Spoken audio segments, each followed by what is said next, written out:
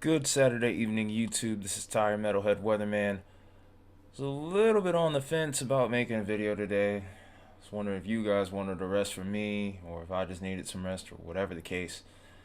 But apparently, we've had a few new developments. We're going to go into detail about them in the video, of course, and we'll go from there. So, we're not going to even talk about anything in particular in advance. We're just going to get right into it. I mean, we do have a severe weather threat in two areas actually: ongoing severe thunderstorm watches and severe thunderstorm warnings. Main threat is wind. Tornado threat's minimal. There is somewhat of a hail threat, but basically, if you're in the eastern half of the Panhandle of Texas into the western parts of Oklahoma, might want to watch out for some severe thunderstorms. Maybe a few severe thunderstorm wind gusts possible.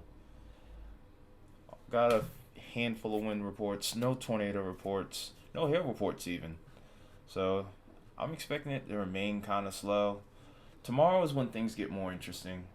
We've already talked about it, but now since we're within that 48-hour mark, we now have our hazard type outlooks. So here's our enhanced risk. Nothing's really changed about this area.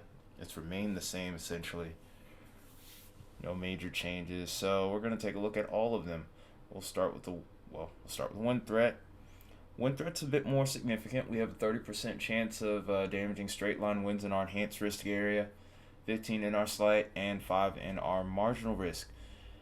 Then we also have a hatched risk around pretty much all of our 30% area, and this is including Lincoln, Nebraska, Norfolk, Nebraska, and then we get into Iowa. We have Sioux Falls in play, and then we get into central Nebraska as well. And then areas a little further off to the east, pretty far east of Aberdeen, you guys have a chance for some significant straight line damaging winds. And then just to the west of Minneapolis, you guys have a chance for some significant wind. Let's go to the hail threat. Hail threat is a little bit different, but a lot of the same areas are in play. Well, actually, no, it's a little bit more different. Aberdeen, you're a little bit closer to this hail threat, I would say. To the significant hail threat, I should say. Sioux Falls, you are in the significant hail threat, as well as Norfolk, Lincoln, and Omaha this time. And areas just to the north and east of McCook, Nebraska, you're also in play for this significant hail threat. Otherwise, the hazard percentages are as follows, with the 15% being in the yellow and the 5% in the brown. Now, tornado threat, it's a lot smaller, but we do have a 5% area, which has areas to the east of Grand Forks and Fargo involved in North Dakota. And then we have a nice little sliver of western Minnesota in play, just hanging on the border of Minnesota and South Dakota as well. We got Sioux Falls and Norfolk in play for this. And then if you're in the 2% area there, we have Minneapolis, Omaha, Lincoln, and that's when we have Grand Forks and Fargo in play. So that's tomorrow's threat. We'll also take a look at Monday's threat. Definitely having that linear look. Still wouldn't rule out a few tornadoes, but we will get a better idea of what's going on with the hazard types tomorrow. But basically anywhere from Grand Forks to Wichita, you need to be watching the weather really closely. And even as far south as areas like Woodward, Oklahoma, you guys might need to be really careful tomorrow, especially if you have plans to barbecue or anything, or any of those, or plans of any type like that. Fumbling my words. Might need to watch out for the potential for severe weather. And then we stretch out as far east as Duluth, Minnesota. I was about to say Wisconsin for a second. Sheesh. But we have a lot of severe weather coming in the next couple of days. Take a quick look at those, and then we'll talk about the real topic of the video. Take a look at the low-level jet here. Kind of see where our tornado juice will be in the next couple of days. So we have this little maximum that sets up right around here. Really starts to pronounce itself later into the evening. I do think the Euro has this a little bit further east than I would be expecting it to be. But I think towards Iowa, that's where the real hotbed is for potential tornadic development.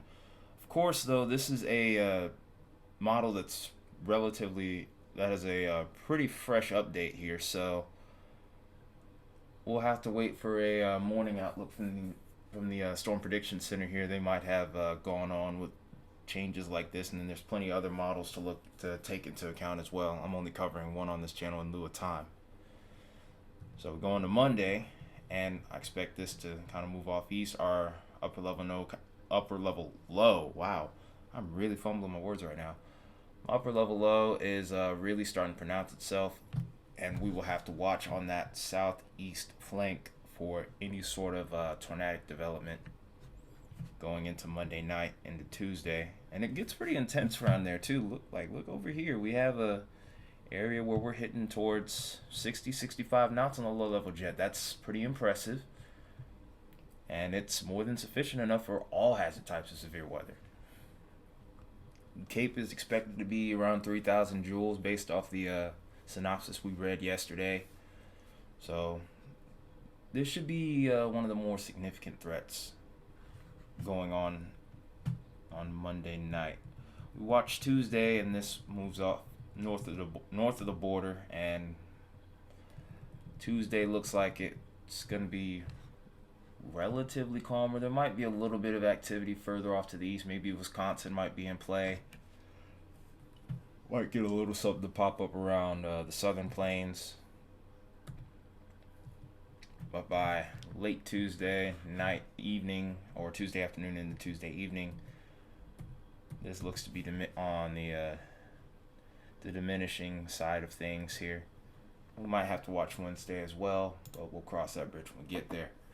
Let's just take a quick look at what the radar could look like. Slow the loop down. We're trying to kind of run this a little quick. So I want to get on to the real meat of the video here. See, we got some storms popping up Sunday. Get that line. We got a nice look at this little line of storms that pops up late Sunday night. Have to watch that real close.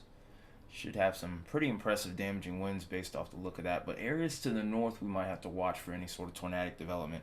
Whenever you see that little comma head on the line of storms, that's always an area of interest when it comes to wind shear and rotation, which are key elements in tornadoes. So we get a more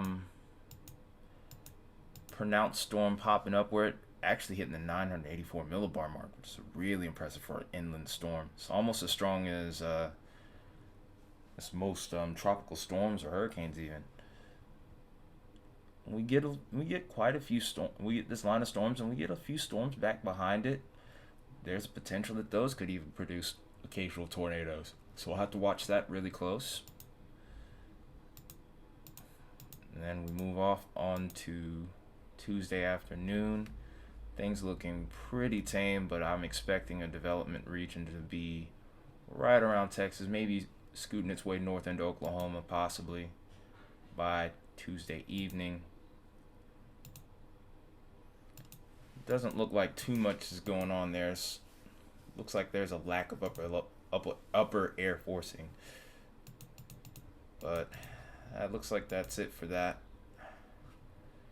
Now that we've established that, though, now we talk to the real subject matter, and I'm sure a lot of people have started talking about this. We've been covering this area for a few days now, but we finally have our first named storm in the eastern Pacific, Tropical Storm Agatha. Tropical Storm Agatha formed, I think, earlier this morning today. It's a little hard to keep up with the exact time considering I live on Eastern time and this is in the Pacific Pacific Mountain-esque time zone. So what we have right now, this last advisory was of 7 p.m. Central Time, actually. This is in Central Time. So this wasn't long ago. We have a tropical storm here with 60 mile per hour winds. It's strengthening very quickly.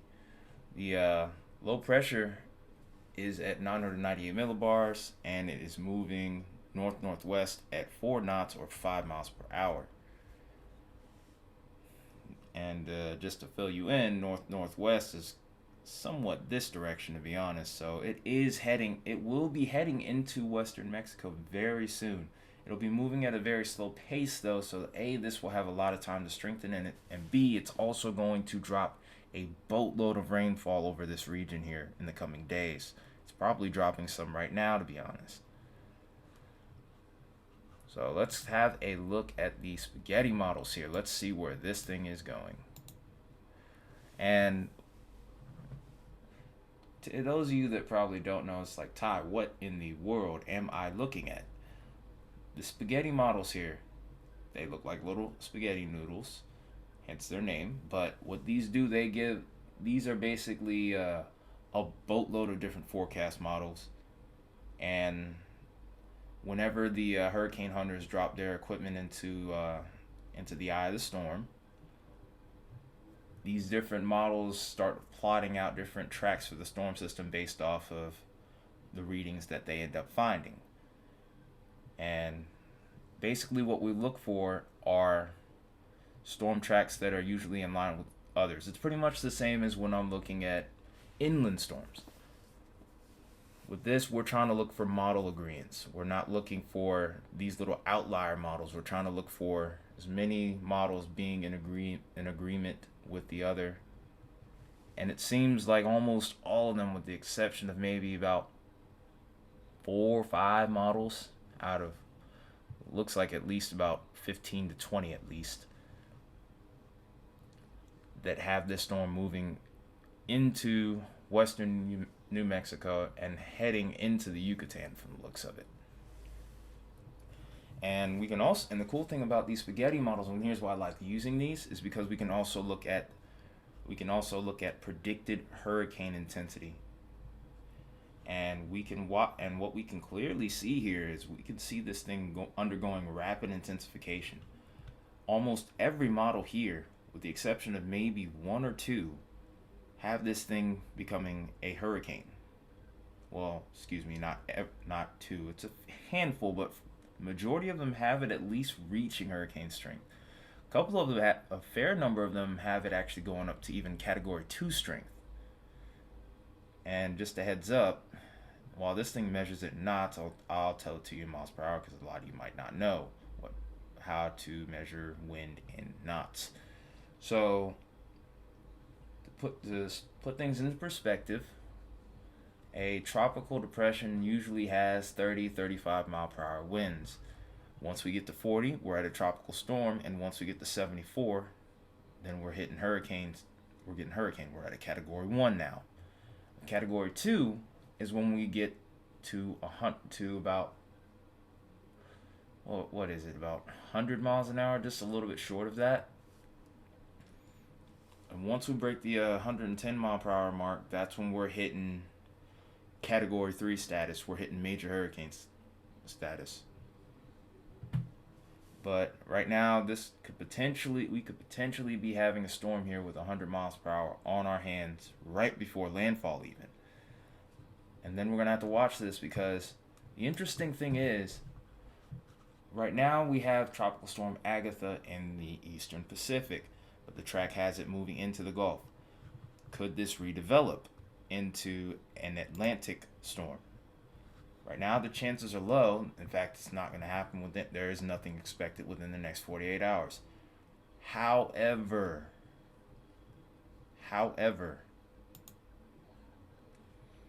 we go to the 5-day and look what we have here. We got to look towards the southwest Gulf of Mexico as an area of interest within the next 120 hours.